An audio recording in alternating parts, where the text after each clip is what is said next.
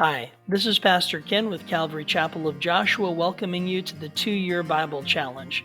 Thank you for joining me as we look at our reading assignment for week number 7. As we kick off week 7 of our 2-Year Bible Challenge, we're going to be looking at Exodus chapters 24 through 34 and Psalms chapters 44 through 50. Let's take a quick look at what we have in store this week. First of all, let's look at Exodus. In the book of Exodus, chapters 24 through 34, we're going to read as the children of Israel move from the giving of the covenant into a time of crisis. Exodus 24 through 31 covers a period where God is delivering to Moses the instructions that he has for him regarding the building of the tabernacle. Now, of course, the tabernacle is the tent of meeting where God would meet with his people there in the wilderness as they traveled toward the promised land. And this would essentially serve as the place of worship and sacrifice and prayer for the children of Israel all the way up until the building of the first temple. And it would carry them through this time and be a place where the Ark of the Covenant and the other elements of worship for them would be kept, and where the sacrifices would be made each day. This was an incredibly beautiful and detailed plan that God has outlined, filled with symbolism that represents God's relationship with his people and exemplifies the glory of God. Unfortunately, while Moses is up on the mountain receiving these instructions, the people are down below and they're growing impatient. While Moses is on the mountain with the Lord, the people grow impatient and they begin to worship a golden calf.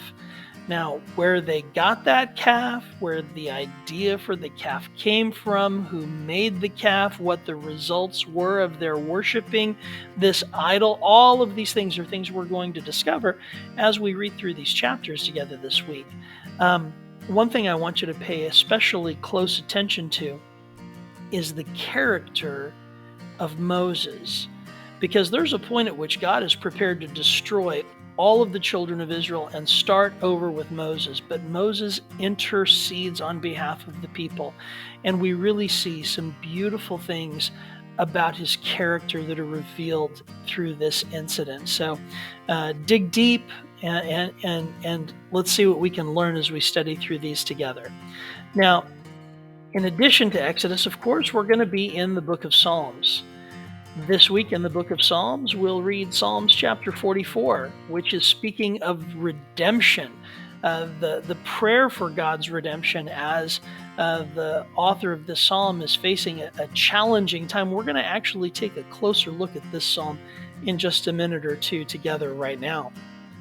Additionally, we're going to look at Psalm 45, which speaks of the king and his bride, Psalms 46, which speaks of God as our refuge, Psalms 47, which declares that God is king of all the earth, Psalms 48, which speaks of the glory of God in Mount Zion, Psalms 49, which is a word to the rich and to the poor, and Psalms 50, which declares that God is indeed a righteous judge.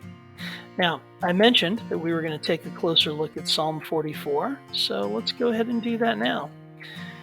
In Psalms chapter 44, we read in verses 1 through 3, "O God, we have heard with our ears, our fathers have told us, the work that thou didst in their days, in the days of old.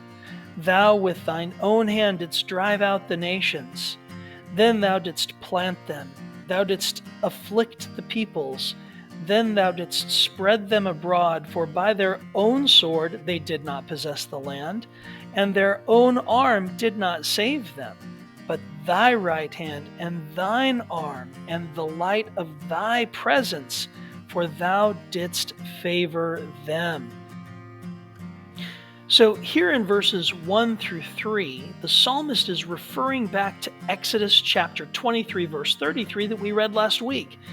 In this passage, the psalmist remembers that God has already given the land to Israel, that God was the one who drove the former inhabitants out of the land, not the children of Israel themselves. God is the one who gave them the victories.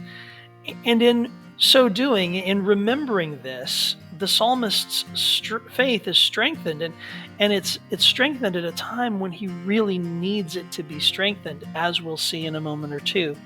Let's read the next few verses 4 through 8. Thou art my king, O God. Command victories for Jacob. Through thee we will push back our adversaries. Through thy name we will trample down those who rise up against us. For I will not trust in my bow, nor will my sword save me. But thou hast saved us from our adversaries, and thou hast put to shame those who hate us. In God we have boasted all day long, and we will give thanks to thy name forever, Selah. And so here in verses 4 through 8, we see the expression of the writer's confidence in the Lord. He doesn't trust in his own bow or in his own sword, but he trusts in the Lord to save him from his adversaries. Are there adversaries? Yes. Are there those who rise up against us in life? Absolutely. In this life, we are going to face trials. We are going to face difficulties. But we can know that we face those trials and difficulties not in our own strength, but in the strength that the Lord provides. Now, the problem is that even though the psalmist is remembering the deliverance that God has brought in the past, and even though the psalmist is declaring his confidence in the Lord to bring deliverance in the present, his reality right now in the midst of this psalm is not one of deliverance, but it's one of defeat. Let's read verses 9 through 16. Yet thou hast rejected us and brought us to dishonor, and dost not go out with our armies. Thou dost cause us to turn back from the adversary, and those who hate us have taken spoil for themselves. Thou dost give us as sheep to be eaten, and hast scattered us among the nations. Thou dost sell thy people cheaply, and hast not profited by their sale. Thou dost make us a reproach to our neighbors, a scoffing and a derision to those around us.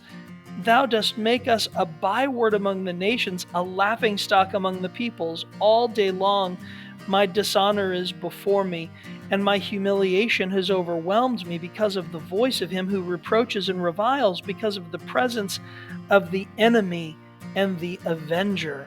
So, unfortunately, as we see here in verse 16, there are problems. And we might think that God did not go out with their armies and that God allowed them to experience these setbacks and these defeats because they had in some way failed him or in some way sinned or rejected him. But as we're about to read in verses 17 through 22, they haven't done anything wrong. And yet, even though they haven't done anything wrong, God hasn't delivered them, and the speaker doesn't understand why. Let's read verses 17 and on here. All this has come upon us, but we have not forgotten thee, and we have not dealt falsely with thy covenant. Our heart is not turned back, and our steps have not deviated from thy way. Yet thou hast crushed us in this place of jackals, and covered us with the shadow of death. If we had forgotten the name of our God, or extended our hands to a strange God, would not God find this out? For he knows the secrets of the heart. But for thy sake we are killed all day long. We are considered as sheep to be slaughtered. And so the psalmist is saying, look, we haven't done anything wrong. And he's having a really hard time understanding why God has not brought deliverance yet. Boy, I'll tell you what, that sure feels like life sometimes, doesn't it? Seems like sometimes things go wrong and we didn't do anything to deserve it, and we don't understand why God is allowing these things in our life. And it could be really easy to get discouraged in these moments. But you know what? Here's the awesome thing about this psalm, is that the psalmist does not get discouraged. In fact, let's read what happens next in verse 23. Arouse thyself. Why dost thou sleep, O Lord? Awake, do not reject us forever. Why dost thou hide thy face and forget our affliction and our oppression? For our soul has sunk down into the dust. Our body cleaves to the earth. Rise up, be our help, and redeem us for the sake of thy loving kindness. Here we see in these verses that in spite of God's silence, the psalmist still believes, and he renews his cry for the Lord's assistance and redemption, calling upon God's loving kindness with confidence. So let's look at our Bible study questions that I like us to ask each week. As you read, it's helpful to ask these questions. Is there a truth here to believe? Is there a promise here to receive? Is there a command to obey?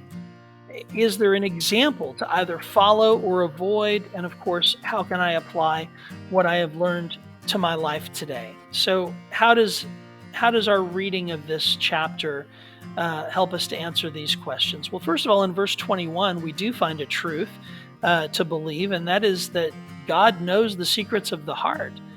God knows what's going on in our lives. He knows our thoughts. He knows where we stand with Him, and that's something that it's very important for us to understand. How about a promise to receive? Honestly, I don't see any clearly stated promise here. However, God's past deliverance does suggest that we can hope for future deliverances as well. So while there is not a directly stated promise, I definitely think that we can infer that promise, that based upon God's previous actions and based upon the goodness of God and His character, I can expect that He will deliver me in the future, just as He has done in the past. So though it may not be a clearly stated promise, I can certainly see an implied promise here. How about a command to obey? Actually, as I read through this chapter, I'm not seeing any clear commands. I don't see the Lord speaking in this passage, but rather I see the psalmist speaking to the Lord. So this is a prayer to God rather than a command from God. You're not going to find every one of these questions answered in every one of the passages that you read.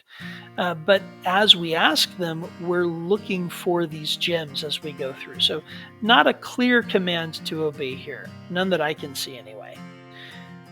An example though, oh my goodness, what an amazing example we have here. Even in the face of defeat, the speaker still maintains his confidence in the Lord, and he continues to cry out for God's deliverance, predicating his request both upon God's previous deliverances and upon God's character in regards to His loving kindness.